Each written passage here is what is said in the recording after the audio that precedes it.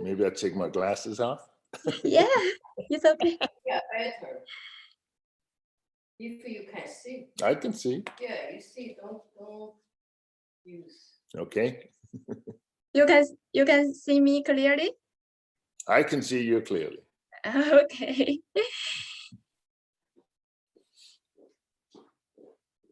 I can see you, beautiful girl. Okay, thank you. This is Vina. A big clapper. Hey. Good.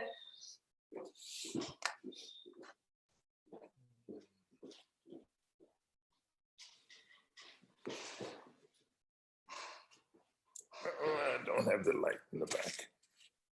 I think this is good.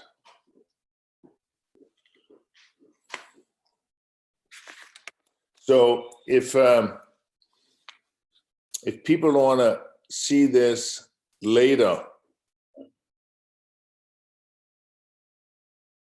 we are recording this, right? Yeah. I'm recording this. Okay, because I have many doctors who have patients this morning and they cannot. Yeah. I can send you record the video. Yeah. Especially some of the doctors we are now using the AIDT, the zirconia, instead of what we did before, and they want to learn more about it. Okay. We can start. Hello, everyone. Welcome to EdEdge webinar. This is Lei from EdEdge International Marketing Department. I'm your host today. Today, we invite John Hope to talk about bioaesthetic functional a solution. The course will last 1 hour. Please enjoy it. Now let's move to John Hope. John? Yes. If you are ready, you can start. All right, so I will open up. What I'm going to do first, the reason for this webinar is that we are doing a lot of what have been called the all-on-4. That was a name that came from Nobel Biocare. Basically, it is a full mouth reconstruction using implants and new teeth and different products that is now coming on the market. But we have done a little over 3,000 of these cases. So we have learned for many, many, many years, why do some of them fail? Why do some of them break? And why do some patients have problems later on? And so I go back to the principles of bioaesthetics. So I want to do a small introduction of what is bioaesthetics. And I'm going to use a presentation that first talk about the function of the jaw. And I think it's important for doctors and technicians to understand how does that really work. So I did not invent this. This came up from a class that I went through 30 some years ago where I felt, wow, I want to learn how to do this. And I met a doctor and he started something called OBI, which was a foundation for bioaesthetic dentistry. Well, what is bioaesthetics? Well, it can be many things because in bioaesthetics, we know where we are and we know where we want to go. That is the object of bioaesthetics. And finding something called the CR, the centric relation of a human being. A lot of people are not paying attention to that. And because, like Lombardi says, it is unquestioning the acceptance of already existing, which keep people from being creative. Remember, every act of seeing is an act of judgment. The eye, however, does not see what the mind has not taught it to recognize. So it's important to learn these things. And this was Dr. Robert Lee that I met back in the 80s. He was my mentor, and he's the one who discovered and start teaching is there was other people. There was Charlie Stewart, there was Dr. Black, there was many very, very skilled doctors who studied this and the old facial dendrognatic system. He wrote a book, or he had a chapter in the Fundamentals of Aesthetics where he talks about all these issues. And what does that mean? That basically means that we have certain guidelines in the human jaw, approximate guidelines, overjet, length of average teeth. And we have functions of CEJ to CEJ, usually about 18 millimeters. And in a perfect occlusion, this is appropriate anterior guidance. This is how we as human beings, we chew. The teeth support the condyle and centric relation. A stable condyle position is not always available to all people. So what we use, we make a splint first. We make some kind of a guidance called a MAGO, maxillary anterior guided orthosis. And basically it's a splint that will allow the condyle to go back in the right position. If we first have contact just on the anteriors, then the class 3 lever system will move that condyle back in the right place. There may be some inflammation, so it may take a couple of weeks to get this correct. The macerator, the medial pterygoid, and the temporalis, they move the condyle back in place if you only have contact on the anterior for a very short time. And the objective is to find the right stable condylar position, the SCP, adapted centric. What does that mean? It means that we need to get the condyle back in the right place, the way nature created it. That's centric relation when that is back in the right position. And having seen these cases now for many, many years, I can tell you, there's many cases where no way was it actually in the right position. It needs to be in this SAM position. We call that the superior anterior medial part of concavity of the disc. Dr. Okerson said it's a stable position. And this is how we do it. Like for instance, here was a patient we started and we only had contact on the anteriors. We made the splint so that the lower, the mandible and the condyle could go back into centric relation. And you see the change in just 2 or 3 weeks. This is where the contact was in the front. And 3 weeks later, we had this because the condyle went back home. However, now we have a challenge. The condyle is seated, but we now have an open anterior bite. Well, in restorative dentistry, that requires either ortho, crowns, or different type of restorations to fix this. And it's not easy to do this. The teeth, many times, if you have posterior interference, eccentric interference, you see that. I'm sure all of you see patients with worn down teeth in the back, broken teeth. Oh my gosh. And it's a habitual bite. And what it does, if you have interference on the posteriors, the condyle moves out. It moves down and it creates a wear on the anterior. And loss of anterior guidance creates a massive problem with these patients. And you see lots of patients where the front teeth have already ground down because the overload on the posteriors. So these are principles. The loss of vertical dimension is from inadequate anterior guidance. And a lot of doctors just go back in and put crowns on the back. Yes, they may put a new crown, a new onlay on, but if you're not in the proper position, that's going to grind down too, or create more pain for the patient.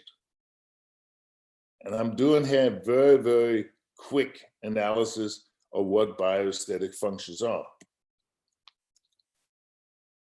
Lack of proprioception guidance, what does it happen? Boom, How many times have you not seen a broken tooth? You chew on one side and a traumatic occlusion on the other side. Lots of fractions. A lot of times have you seen patients with buccal abfractions? It's usually from overload. Grippo talked and wrote an article about abfractions. So what do we do in dentistry? If I was building a building today, I would have architectural drawings with a lot of numbers, a lot of measurements. Well, in dentistry, and that's how I built my building up here in California. And it took a lot of time. Well, in dentistry, we need to also do the same. We need to do diagnostics. When we want to go to the moon, how do we get there? There was a lot of numbers and calculations of how to do that. So the anterior guidance is very important. It's very important to have this guidance, and these numbers are important to remember. So that when you chew in accordance with anterior guidance and condyle being in a supportive and centric relation. We can't belittle the importance of the morphological characteristics of the teeth and their supporting structure and their opposing functional relationship. D'Amico wrote this article about this. So this is not something that I came up with. This has been studied from hundreds of research and doctors. When you get into the implant case and the restorative, you have to remember, look at the force on the posteriors. It's usually 3 times more than it is on the posteriors. And I see that a lot in the cases we do. We see broken teeth, we see broken denture teeth. Oh my gosh. And Sorry, John. yeah. We can't see your presentation. You cannot? Yeah, we can't see your presentation. You should share your screen. Oh, Share your have I? screen. This whole thing you have not been able to see? Yeah, Oh, no. yeah. You should share your screen. Share your presentation. Oh my gosh. You'd have to get kidding me. Oh. I forgot how I share my screen. We did yesterday. Yeah, we did yesterday. Share the screen. Maybe it's the bottom of the meeting. At the lower part of the screen, you have like a green button that says share screen. Yeah, So you the have to click it there. bottom of the meeting. And after that, it will show you different windows. You pick up the window you want to share, and that will be.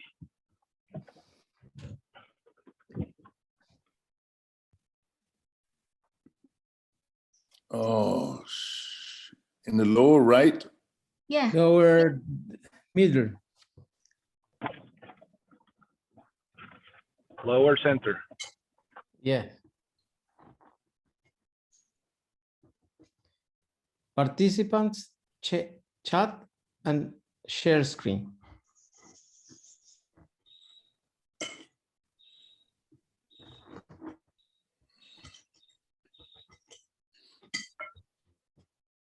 Oh.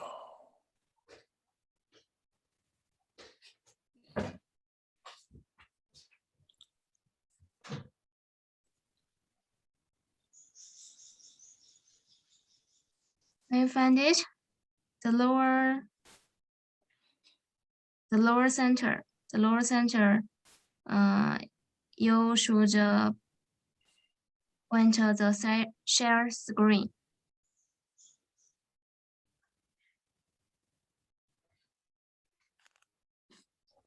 I'm flipping through. Is it?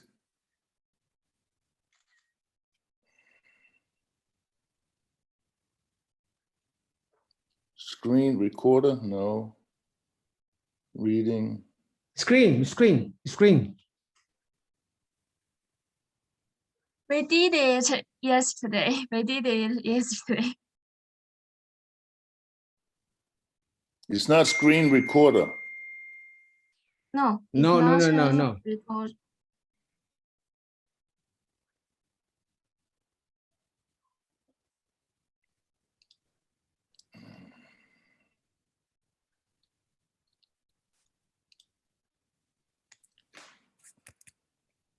Oh my gosh. Oh, I take a picture on your WeChat. Send you WeChat.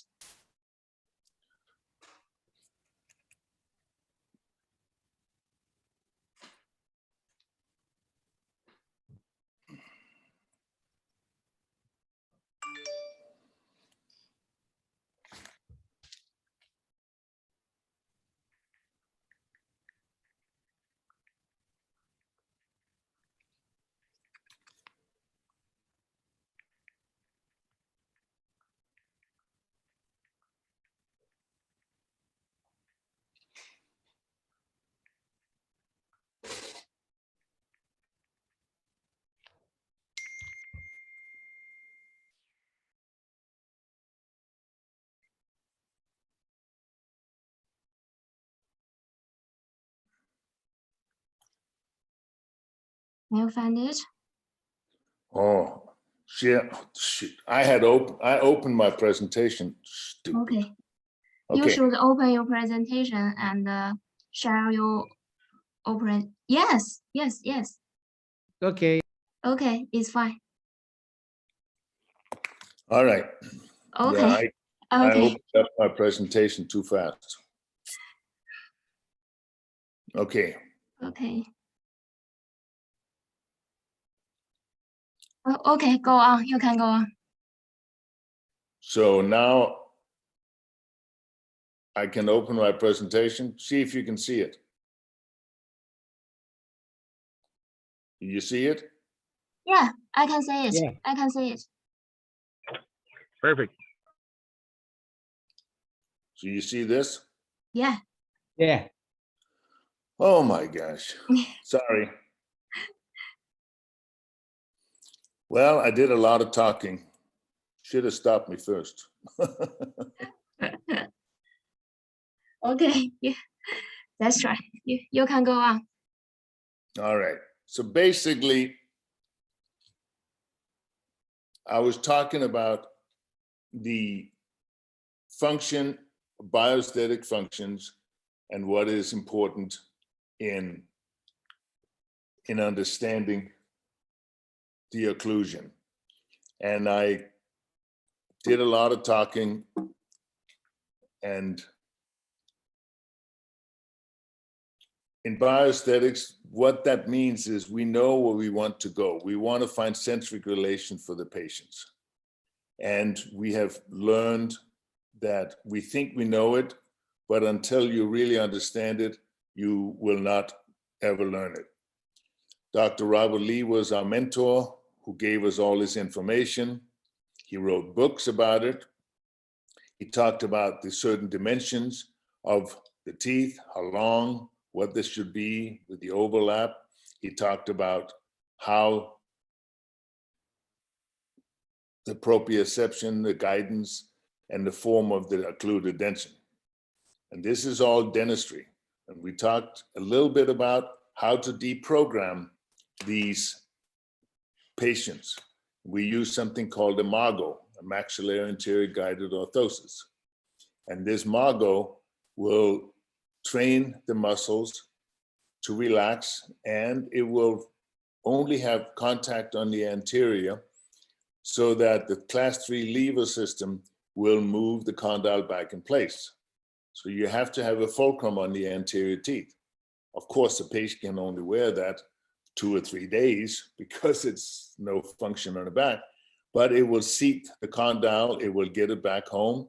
And then you see that 3 days later, suddenly, if you had a 2 millimeter space on the posteriors, 3 to 4 days later, the lower teeth are now touching on this bite splint, and the condyle should be seated. And this is called the SAM position. stable condyle. We want centric relation. We want to get back in the right place. We want to find where that is. And with today's CT scans and all the stuff that most doctors and surgeons have, it's not impossible to see this. And you can do it and you can test it. We have learned how to do this, and we find that what's important is get a stable condyle position. Like this case here. Here was a case we did. She came in with about a 2 millimeter space. On the case, she had no anterior guidance. We made her in a splint. We put her in that splint, and so this was the space she had initially, and here she was after the treatment. So obviously now we had models that was radically different. This was how she came in with teeth, and then she ended up being in this position. And that is something to diagnose. And if you have a case like this, well, what do we do now? Now we address either ortho, crowns, or in what we're going to talk about today is the all-in-4 case. So the teeth may displace the condyle, and you've seen lots of the broken teeth. Oh my gosh, what happens? Centric relation interferences, and you get avoidance patterns. What happens? You start grinding the teeth in the front, or you start cracking the teeth in the posteriors. You've seen that in dentistry all over the world. People come in with broken teeth, and if you don't break them, you wear them down. How many patients have you not seen where the anatomy is completely gone on the posterior? And it restores the restorative restorations, whatever you make, because of lack of proprioception and guidance. And you see them breaking teeth. You see abfractions. Dr. Gripper did a study on abfractions. 90% of abfractions is due to inadequate occlusion or overload. A lot of doctors say, oh, you brush your teeth too different. That's not the reason. So we talk about this, this is numbers. When I built the building, everything was done with numbers. When we went to the moon, everything was done with numbers and study and study. We do that in dentistry. We do a wax-ups. We find that we need to go to these measurements that we have been taught and put it into the right position so we have it in the right form of occluded dentition. And it's hard to understand this until you really want to learn how to do it. And you have to study this, you have to understand it. You have to understand that, look at the bite force on the posterior. That's very important when we do some of these cases and the material we use, because the force on the posterior is 3 times stronger than the front because of the fulcrum. And I'm talking a lot of theory right here, but this is important to do. And how do we get there? When we do the cusp on the posteriors, Dr. Stewart went in and studied this and find out why it's important to have good anatomy in restorative restorations, because it's all one system. The teeth, the muscles, and the brain, the nanoceptors, everything that we have talks to each other. And how do we get there? Most important thing is do a good open bite, do a centric relation bite. Take a face bow, mount it on an articulator, make a splint, do anterior guidance first to make sure the patient's centric relation. 2 or 3 days later, add posterior contact, because you cannot let the patient go without posterior contact. And now let the patient wear it until we know he is in absolutely centric relation. And that's something we do. And today with CTs, CBCTs, you can see if the patient has a good joint or doesn't have a good joint. I've seen so many cases now, after 3,000 of these all-in-4 cases, and I see some of these cases breaking, and then we start examining the CBCTs and find out the patient had almost no condyles. That would have been nice to know and take it into consideration before we started the case. Find the functional plane of occlusion. Transfer the patient's axis of rotation to the articulator. That's important to do too. That takes knowledge. Facebook, auto closure. Set the pin, take 3 byte registration at 3 different vertical dimensions, and then make sure that all 3 of those can put the condyle back in a rotation. That's the ideal way of doing it. Some people don't want to use the fancy face bows, but today we have the Cois face bow, we have AD2 face bows, and they work extremely well. What kind of occlusal plane do you want to do?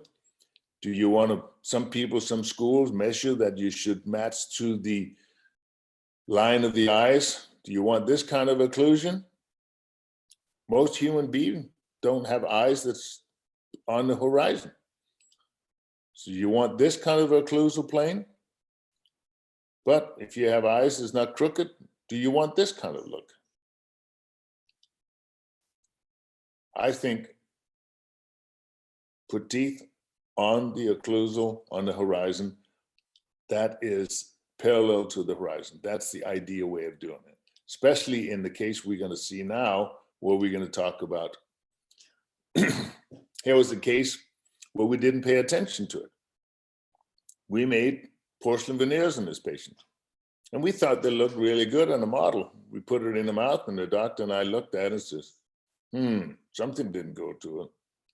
The midline is not correct. I see that a lot too in the all-on-4 cases, because we're making upper dentures or upper zirconia bridges.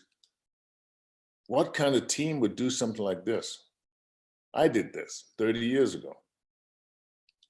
Well, 5 years later, we felt so bad, we had to come back and we redid it. We gave her teeth that's supposed to be on the right horizon, so it was redone. So which one looks better? Do you like this look, or do you like the old look? And that's sometimes what we do. And I see that even today when we do some of these all-on-4 cases, if we didn't pay attention to that kind of horizon or parallel to the horizon, luckily patients are in temporaries for 4 to 5 months. And then when we do the final, we make the changes. So that is the principles. I'm going here in 10 minutes, sharing with you the principles of bioaesthetic function. In OBI, that's a 2-year program where you'll be going to a lot of meetings and learning hands-on, but that's not for us to do today. I just want to give the idea, and we close it up. Now,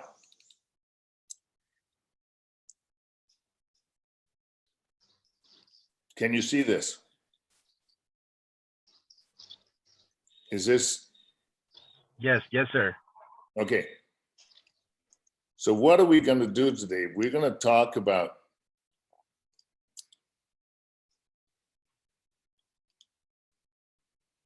what came up at the word called all-on-4. Well, that's Nobel Biocare came up with that name. It doesn't mean it only has to be 4 implants. I call it all-on-4, 5, 6, 7, 8, all depending on what kind of bone is there and all that kind of stuff, and what kind of dimensions are there and what do we want to accomplish. So how do we do a case like this? Not too many patient comes in with no teeth at all. Actually, 90% of patients that we do have teeth. They may be loose, they may be wrong, they may be decayed, they may have just failed, but very few patients come in with just a complete edentulous mouth. We talked about bioesthetics, we know where we want to go. So we have different full arch replacements. Some of them are retained. Can you see this on the right, or am I blocking this over here? Can you see the right of the screen, or do? No, we don't. Just the presentation. You can you see the whole thing? Or do you see all the pictures on the right side? We see the pictures that say removable and fix it. Okay, let's see. With all the, I guess, all right. So we have a case like this. Teeth are failing, bone is gone. And what do we do with a case like this? Do we do a denture? We can do a denture. Everyone knows what a denture is.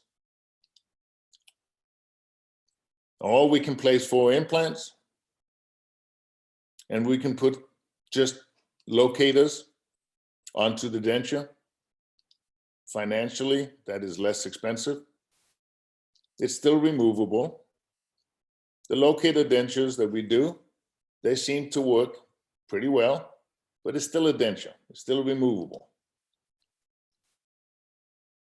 Or we can do a special removable bar, because the problem with single locators is that the occlusal put a lot of force on maybe just one implant as the patient is chewing. So what we have found, we like to connect the 4 implants with a bar so they work together. So when the patient chews and put function onto the implants, that it's all tied together. It's still removable. Some patients like that if they need, and if they need the space to build. Sometimes we put a fancy ones in here where we lock them in place, and it's a milled bar, and the patient goes in and locks it in. We can now cut the entire palate out. It's still removable. In other cases, if money is not a big object, the surgeon places 6, 7, or 8 implants, but it's tough sometimes in the posterior, custom abutments, and do a complete bridge. That's also an option. Financially, there's a huge difference. A porcelain fixed bridge like this, lab fee is high and fee to the patient is high. That's why the all-in-4 came up. You can angulate the implants and you can make a fixed restorative case. We tie it in together, we screw it in place, and that's with something like this implant bridge restorations. They work out very well. So there's different options. I put this in when I talk to doctors about costs. Of course, this is based on California cost. And usually a denture in California is about $2,500.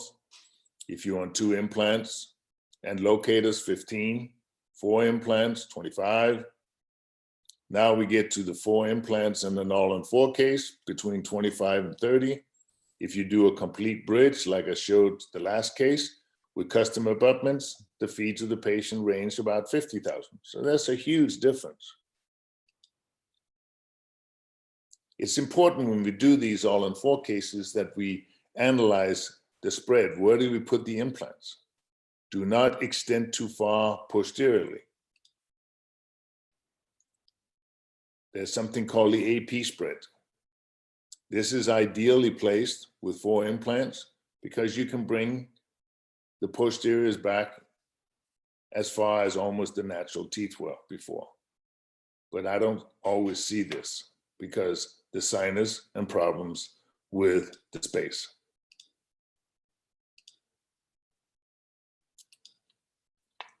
So when we do these cases, there's a transitionalize. That's all again in information before you start the case. If you have a patient coming in with a denture like this, where's the bone? The bone is that green line. And every time that patient shows, you'll see it. If they have a high smile line, you'll see all the connections. And it's not always very pretty. So it's important to diagnose these cases. Or how much space do we need? Usually we need, from the incisal edge of the lowers, we need about 15 millimeters. So that it doesn't show the connections when they smile and they talk. That requires sometimes bone reduction. planning is everything. Sometimes if the angulation is wrong and not enough space, the patient goes in, fractures teeth. I've seen this. If the case was not diagnosed, centrifugation was not even put into consideration. I see cases like that, and they come back 2 or 3 years later and say, what kind of work did you do? What is this? What is this? The bite force is very, very strong. Some of these patients literally fracture the denture teeth. I had one guy come in and he says, what kind of material is this? So I gave him a pair of pliers and an old denture tooth, try to break it. He couldn't break the denture tooth with the pliers, but I said, you broke it in your mouth. That's how strong a bite some of these people have. The lip dynamics is very important. Put that into consideration when they show a big smile. Do they show a lot of gums? That may require more bone reduction. So it's all in a flow. Planning, CT, surgery, and then converting a denture to a temporary for 4 to 6 months. The protocol, we have this written up on our website in the laboratory. If you ever want to do it, you can go onto Hub Lab and print this out. There's all the steps, every appointment that is necessary. So the doctor and you and your staff will know what's going on next. What are we going to do next? It also has a photography checklist that you can go through, and you see the pictures that needs to be taken for communicating with your laboratory. Then what we do, we take impressions. It's important to get good impressions, and we mark. To ensure superior results like these, this presentation will demonstrate various time-saving steps and techniques for taking a superior impression. Dry with gauze. Express a line of the syringe gel into the mucobuccal fold from the hamular notch forward to the midline. Repeat on the other side of the arch and place a small amount of syringe gel in the anterior vault of the palate. So this material is made by Ivoclar. It's a dual system, light body and heavy body. It's just not normal alginate. It is alginate, but because it's light body, injectable, and heavy body in the tray, it takes absolutely beautiful impressions. And the good news is it's only about $3 to $4 per impression, so it's not expensive. So now we diagnose vertical dimension, lip support, occlusal plane, smile line, lip size. Oh, there's a lot of information when you have a patient like this coming in. Then you do the CBCT. You either have your own machine or you refer them to a CT lab. What if the denture, if the patient comes in with a denture? They already have a denture, but they'll like to have it. So before they do a CBCT, we duplicate the denture they have and we put little radio dots in it so that this X-ray can visualize it. If they come in with a denture like on the right side here, then you make a new one. And what we do, we make the denture on a model. We have reduced the model to what we need. This is how these little universal markers can be put onto the denture. So that's important. With this information in the laboratory or in the CBCT, we now can see where is the bone compared to the denture that they're wearing. In the Noble Clinician Planning software, we now go in and plan where to put the implants. And we talked a little bit, you can see here, we put the planning in where the implant should be, how tall can we do, how much bone do we have. So all this information is being recorded and printed and given to the surgeon so they know where to go with this. Sometimes we make surgical guides. So if they're more comfortable having a surgical guide, so they know where to place the implants. Then we take the models and we do the alveolectomy on the model. We like 15 millimeters. That's where it needs to be. We now do a setup, we do the wax, we make a denture, we duplicate the denture in clear. that the surgeon can put in, and he can actually put the line. He can see, this is where the edge is, and this is where you need to cut the bone, where the purple line is. And some of them go in, take a burr, and they cut right through there, and then we cut out the lingual so they know where the implant should be, so they don't have the screw holes coming through the buccal.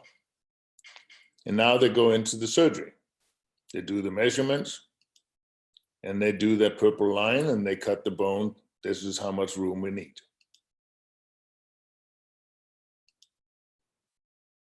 And some of them go in and measure 15 millimeters from the incisal edge, and they go up and take a 557 or 558 burr, and they make a line, and then they go in and they trim the bone back. Then they place the implants.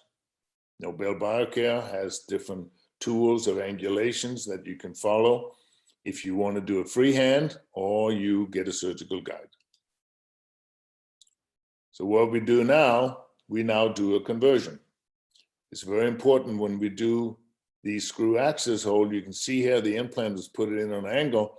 If you use the straight abutment, you would have a screw hole coming through the buccal. That wouldn't look very good. So Nobel Biocare came up with these multi-unit abutments that can change up to 17 or 30 degrees so that the screw hole would come through the lingual. So this is how we convert. I'll do this very quickly. What are we time-wise? Okay, doing all right. So we basically make a denture, a full flange, and here's simulated. The implants have been placed. The doctor put on little protection caps. We put some impression material inside the denture. We put it in the patient's mouth. We see where the protection caps are, and then we drill a hole, because these temporary cylinders will be connected to the denture. And here we drill a hole in the denture so that these temporary cylinders will come out. We like to put it more towards the lingual so we don't destroy the occlusion of the teeth as has already been made. We make sure it's passive. We don't want anything hitting on the side. We put it in the mouth, we check it. We put in a long guide pin, and then literally in the mouth, we inject it with a fast-setting acrylic. We have found that it's important to use a strong acrylic and not a bis-GMA composite, because composite and methylmethacrylate acrylic don't mix together. So anyway, we take the guide pins out, we put prosthetic screws, and the patient now has a temporary hybrid. We check the occlusion, and if you've done your homework, as we talked earlier, we should be in centric relation. And look how, if you understand the principles of centric relation, there's no more posterior interferences. You make the denture to the CR position. Then we cut out the palate, we cut out the distal extensions, we make the intaglio surface to the tissue convex, not concave, because it's very, very difficult for a patient to clean if it's a concavity onto the tissue. We fill it in with a HIPAA, high impact acrylic, and we flow this in and we trim back, and we now give the patient an immediate prosthesis. It's basically I call it a bridge. I don't call it a denture. So the patient feel like, oh my gosh, I'm getting a brand new bridge. It's a temporary. Again, all this information is on our website if you ever want to see it. And some of these cases come out extremely well.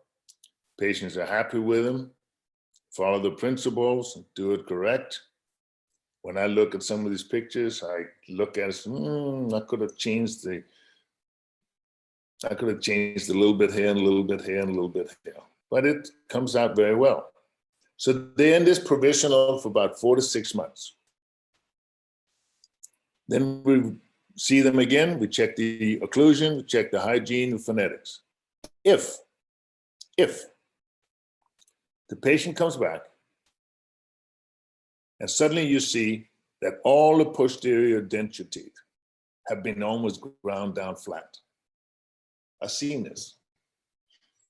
You have a patient who has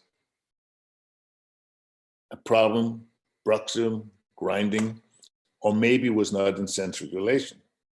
And this is the ideal time because now we need to take new impressions, new bite. And if you see this wear, there's many of these patients where we make one of those Margot splints before we start doing the final and have them wear it for about 2 or 3 weeks. Or we convert the upper with then more anterior guidance to get the condyle back in the right position. Here's a suggested flow, balanced occlusion, balanced, find it. If you don't, trust me, after 3,000 cases, these are cases that we did. And suddenly the patient comes back, oh my God, what happened? Literally fractured the entire temporary hybrid in pieces. They couldn't do it with a pair of pliers, but they could do it in a mouth. Some of these patients were the ones who had also ground down the gold teeth, the ground porcelain fused to metal crowns and all that stuff.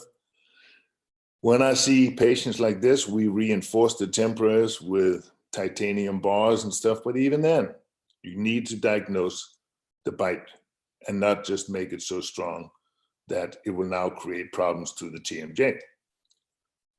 When we make the denture, we reinforce it with a mesh, with a Kevlar mesh. We try to do a balanced occlusion for the temporaries, but at least we still have the guidance, not posterior interferences. Some patients who have this strong bite, we literally go in and use titanium metal occlusion in some of these cases. Again, go through, if you need some of this checklist, use good systems, good articulators. When we get to the time to do the final, we take new impressions with closed tray impression copings. But you know that a closed tray impression coping and pouring it in stone still has not perfect accuracy because stone expands and impression material contracts.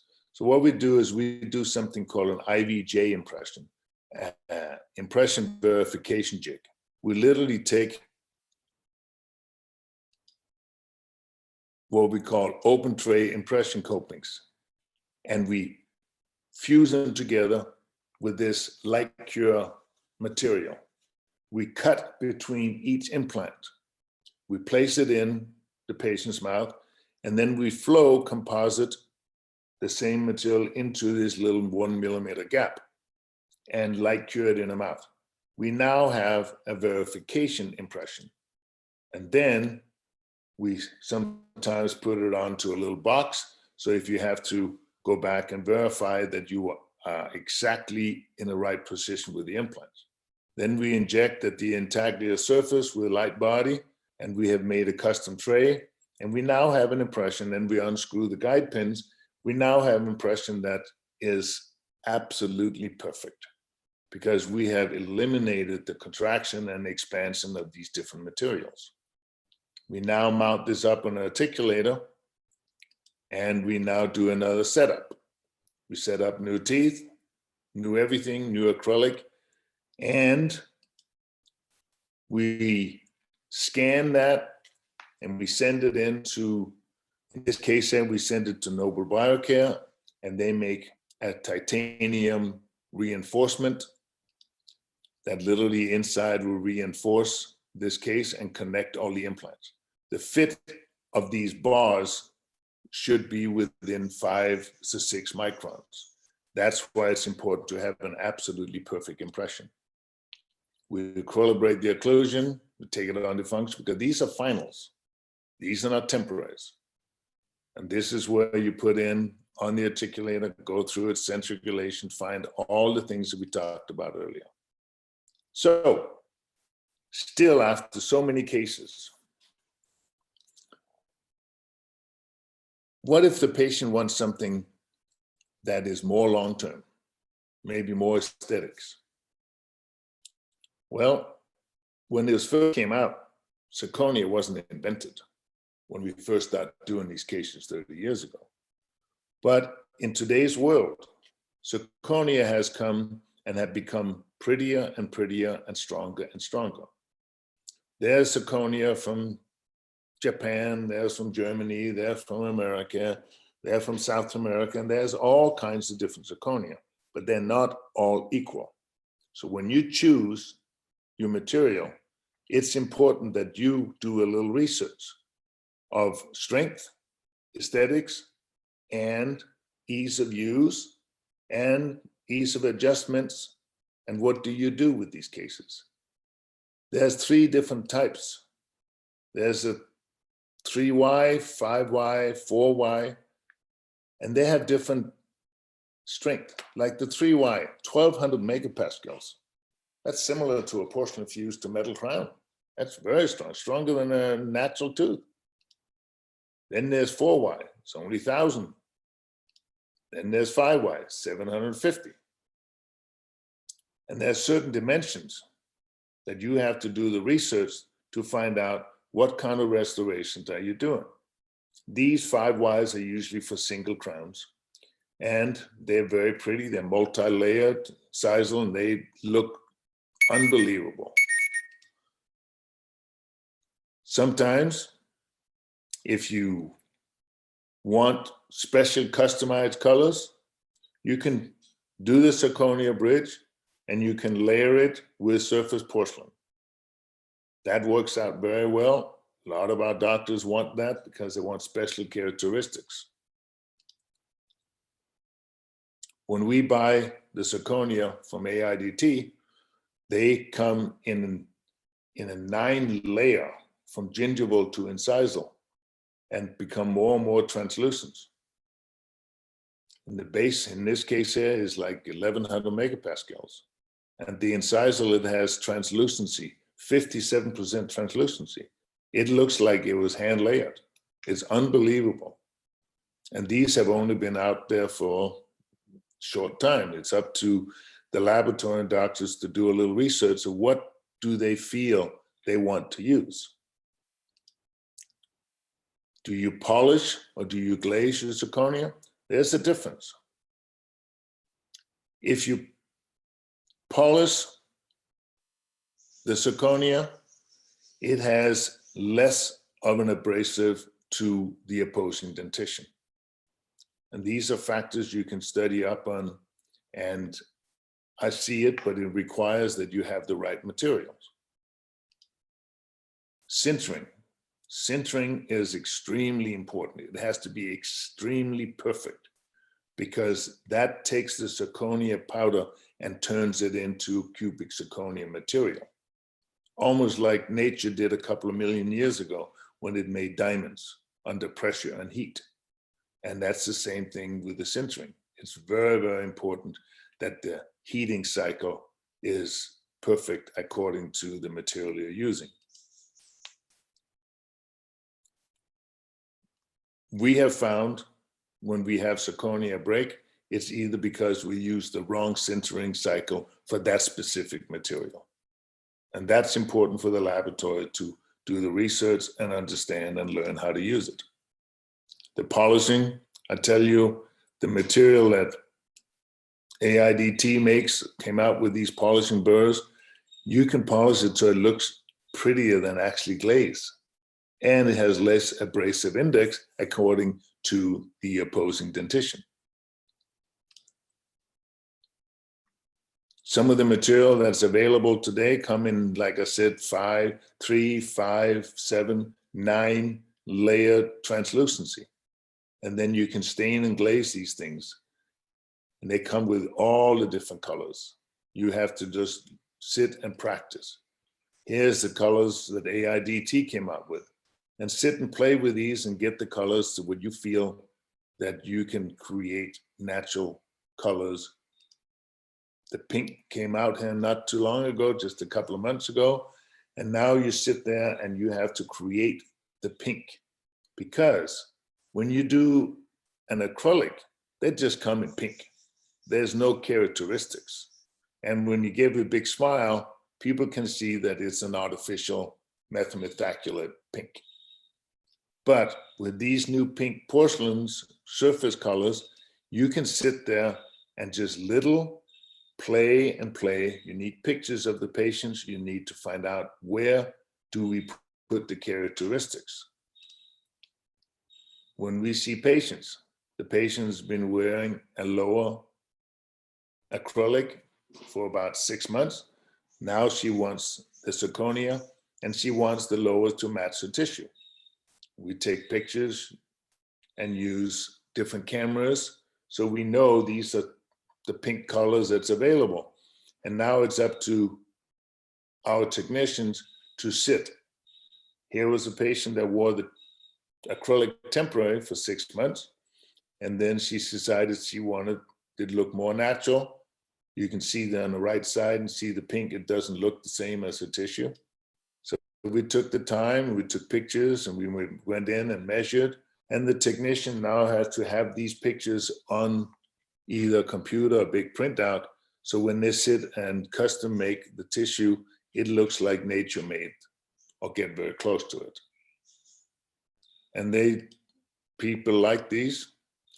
Some patients, or sometimes we get cases where the implant had to be placed in such a way, even using the multi-unit abutments, that screw holes came out through the front. Well, trying to fix that. So what we did here, we did an upper zirconia bridge with preps. And then we literally made monolithic crowns that can be bonded onto the bridge on top and cover up the holes for the screw holes. Another good thing about that, let's say this patient travels around the world, and for some reason or another, they're in some country, they may break a canine, they may break a front tooth. Well, if they broke a monolithic crown, they could almost go to any dentist in any country, and he could just prep it, remove it, take an impression, and either use his CEREC machine or have his laboratory make a new monolithic crown and cement it onto the upper hybrid. So it's kind of a fail-safe system. This patient here, she travels all over Asia, and she goes, I don't want to break a zirconia crown or front tooth or something in some place where I can't get it fixed. So we choose to do it in this way. Sometimes you have the options. You can make, instead of making a hybrid that looks just, we go directly to the implants. We have some cases where we don't use a multi-unit abutments. We go directly, create the proper emergence profile. Sometimes we use the titanium framework, not very much anymore. Most 90% of these cases we'd use the 8-eyed zirconia because we know it's strong. So we get a happy patient, she liked it, and it looked like you had an extreme makeover, porcelain veneers put on of your teeth. In all these cases, when we finish the case on the models, we make a night guard. We still make a night guard with anterior guidance and give it to the patient, including in the price. Some people wear it, some do not, because there's some habitual bites that no matter what you do, you can't change. So that is, I stayed within the time. If you have any questions, there's a lot of information. I gave you a 2-year program in 1 hour.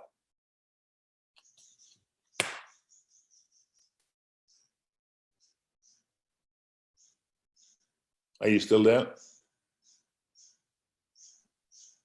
Okay. Have you any questions?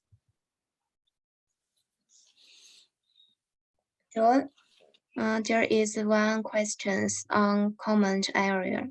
You can see it. Let me see.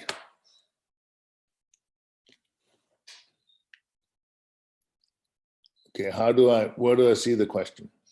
Can you please give us the website where all the steps are? see this question?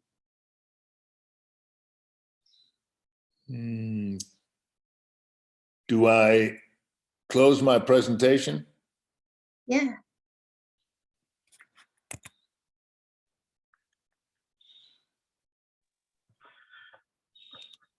Not only close, in the upper middle, you have a button in red that you can say stop sharing screen.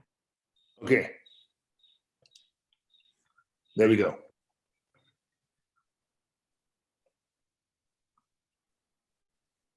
So And about the chat, you can go right, lower, and it says shared participants and more.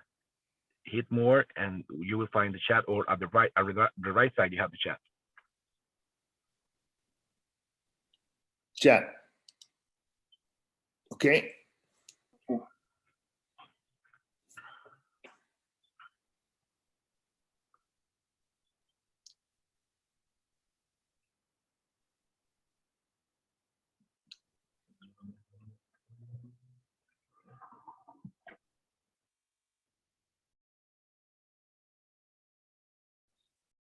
So the first question is to give you the website where all the steps are.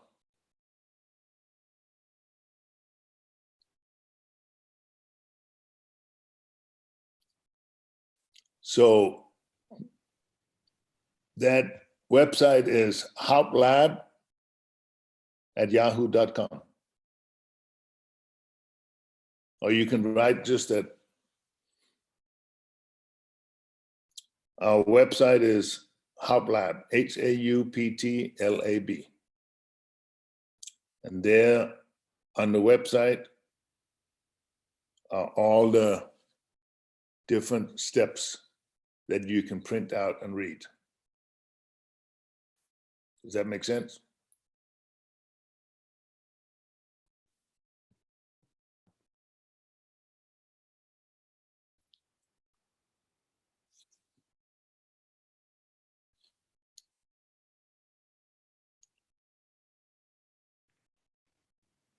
There was another question.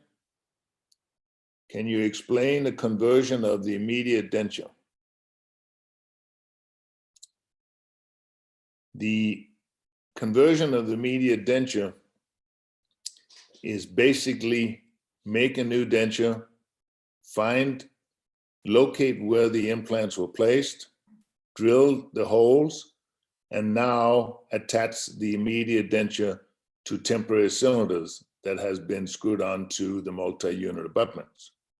And then cut out the lingual palate and the flanges, trim it up, polish it, and screw it in place. That's also on the website. You can print it out from our website. Every step, there's 6 steps of what to do.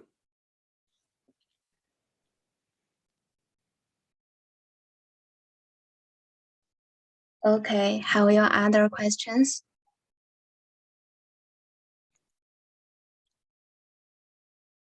Okay, it's finished. Thanks for joining. If you ever want to do a hands-on class, we have one in October in Las Vegas, where we have an all day from 7 o'clock to 4:30 in the afternoon, where we have 2 surgeons who will be lecturing in the morning about the surgical technique and what they have done, because they have done a lot of these cases. And then at lunchtime, then every participant will be given a model, an immediate denture, temporary cylinders, electric handpiece, and you literally will sit and make a conversion in the class, step by step. And when it's all finished, you can take that case back with you. You now have a hybrid that you can show patients or doctors or someone else, what is this all about? I hope AIDT will be there too, so they can explain the option of using the zirconia, which is, I call it an upgrade. And I jokingly usually say, when you do these cases, it's almost like buying a Mercedes. Do you want a C-type, E-type, or an S-type?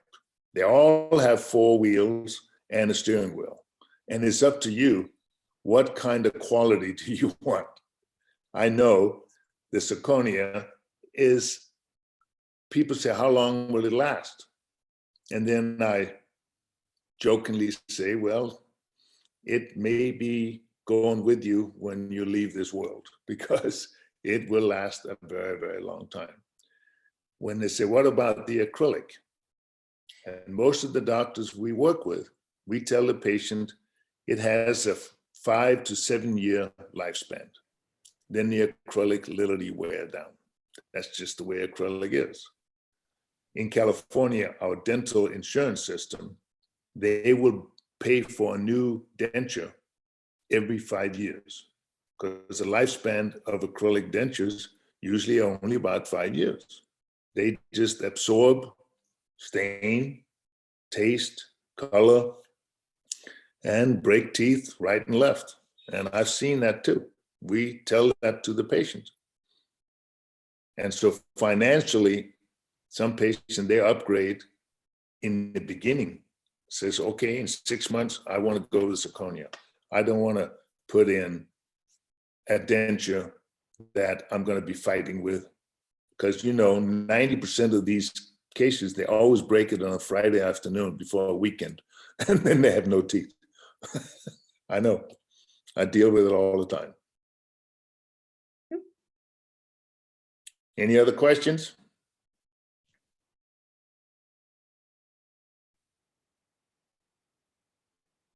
No.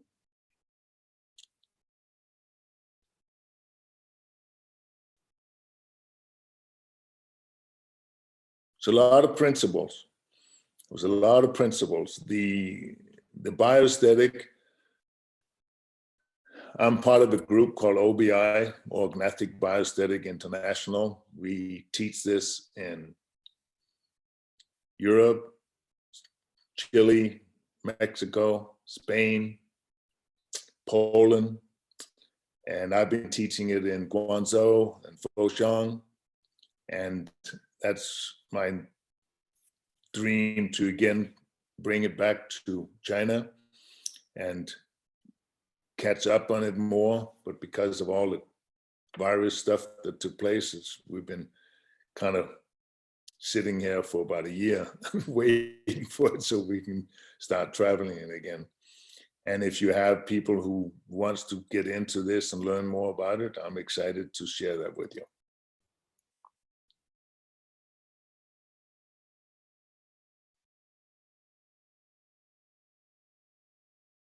Okay. Thanks for Joel. Thank you very much. Bye-bye. All right, well, thank you very much, and I hope we see you again. And it's, I know I gave you, I gave you too much information, but you gotta just see, okay, where do I want to go? What can I do with this? What can I add on to it? What can I take away from it? And how do I implement it? And especially as a technician, if you as a technician have this information and then the doctor comes to you and you start seeing some of these challenges that we talked about, it makes you a fantastic team member when you say, maybe we should look at this before we start the case. Maybe we should challenge this patient's occlusion and bite and everything else so that we just don't step into it without knowing where we're going. If you're going to climb Mount Everest, you want to know where you're going before you start going up that mountain. Okay? Thank you, sir. All right, Nice very good. Thanks for Joel. Bye-bye. Thanks for everyone. Bye. Oh, I can type something down here.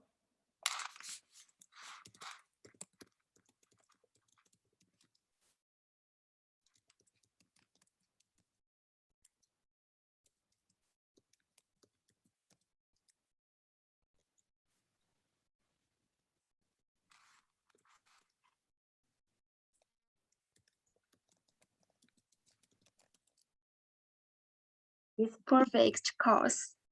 Thanks for sharing.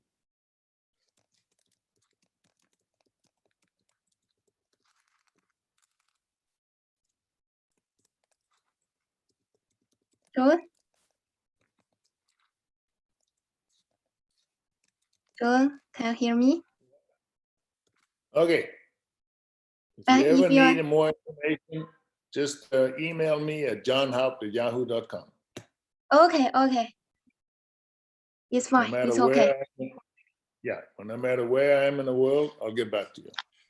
You can send your email on WeChat. Yeah.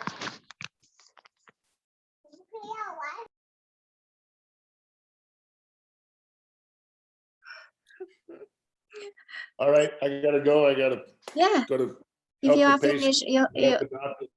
you can leave the Okay. room. All right, very good. Have a nice day. Have a nice You day. too. Bye. Bye. Bye-bye. Bye bye.